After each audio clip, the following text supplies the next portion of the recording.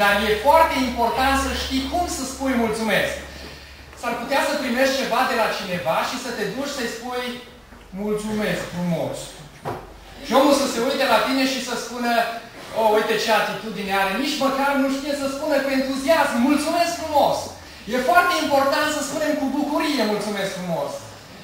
Cred că unii care ați venit aici aveți probleme, aveți poveri.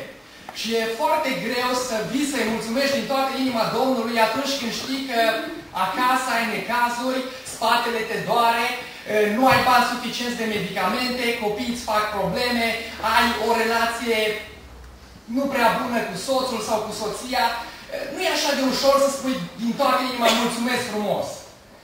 Dar vreau să vă dau un verset care spune: și aruncați asupra lui toate îngrijorările voastre, că cel însuși îngrijește de voi.